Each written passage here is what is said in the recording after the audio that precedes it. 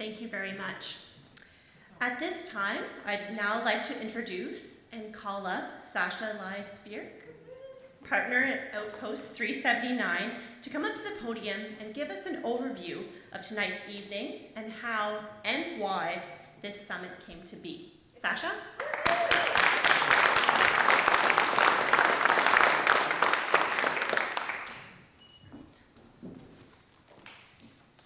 Thank you. Hello. Yes, I am Sacha. I'm a digital strategist and I'm a part owner of Outpost 379. We're an advertising agency located right here in Peterborough. I'm also the newest member of the DBIA, and I'm also one of many who are volunteering their time and services on the Smart City Readiness project. A lot of you are probably asking, what is the Smart City Readiness Project? Well, it's an initiative aimed at starting a community conversation with intent to submit an application for the Canadian Smart City Challenge. Oops. And if you haven't heard of the Smart City Challenge, it's a competition that I found online.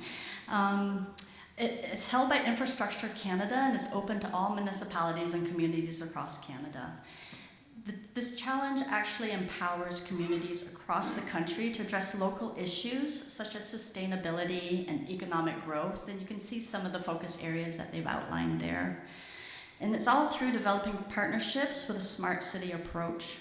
So finalists will receive support to develop their smart city proposals, and winning communities will be awarded with prize money up to $50 million, as you've heard, to help implement their programs.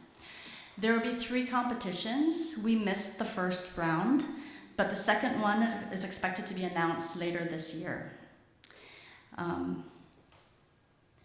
So a lot of you might be thinking, what is smart city thinking? And Peterborough, as you know, and its challenges are changing quite rapidly. Cities need solutions that doesn't just solve problems today, but solutions that will also set up the city to stay ahead of growth in the future. And to do so, we're going to have to start thinking about our problems differently. Our natural tendency is to go about solving our problems the way it's always been done, but the world around us is changing, and with the evolution of things like smartphones and smart cars and smart technology, there's a completely different degree of complexity that's emerging. I often hear about parking issues in the downtown. And the old way of thinking, or the 20th century way of thinking, is just add more parking, right? That makes sense. But adding more parking isn't solving the problem. As it turns out, it doesn't really work that way, at least not anymore.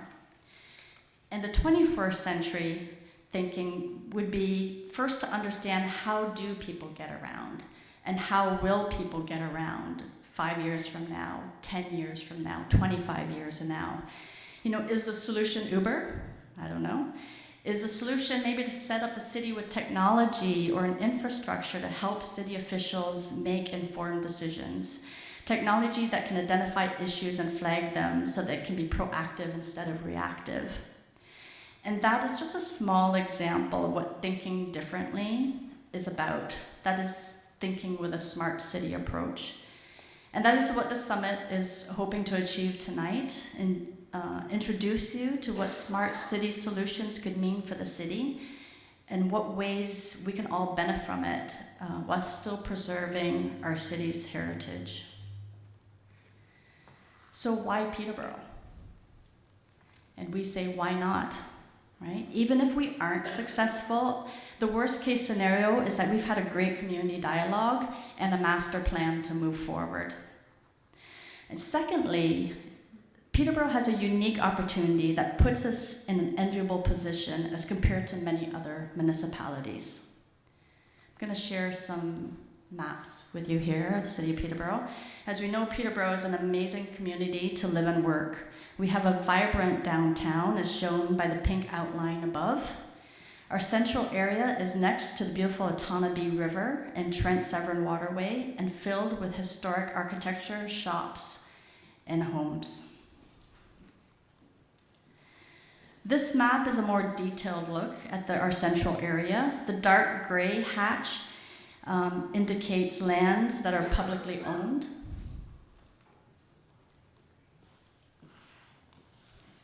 The purple outlines the public lands comprised of Delcurry Park, former Public Works Yard, and the community service location. This represents a parcel of land that is roughly 6.5 hectares or 16 acres in size, nearly a quarter the size of our current downtown. Let's add to that these private lands that are surrounding these public assets. They're primarily single ownership. If we were to consider the development potential for this total land assembly, we would be looking at a land assembly of over 10 hectares or 25 acres, the equivalent of nearly half of the existent downtown. So why is this location such a unique opportunity for us? Well, these lands are mostly privately owned with waterfront views and abutting Jackson Creek at the termination of the Bethune Street Linear Park, along a future Via Rail line and adjacent to our vibrant downtown area.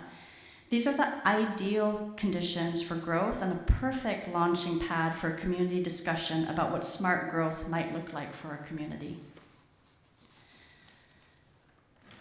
So it's an ideal microcosm of what opportunities might exist for the broader community.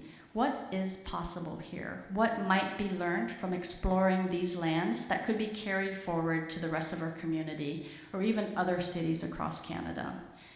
So tonight we've arranged 3 exceptional speakers who might challenge our thinking of what is possible here in Peterborough. We are thrilled and excited to hear what they're accomplished in their communities in which they've worked and what ideas they may challenge us with, and how we might envision a future for our community here in Peterborough. I'm going to turn it over to Maddie, and we'll get listening to these speakers.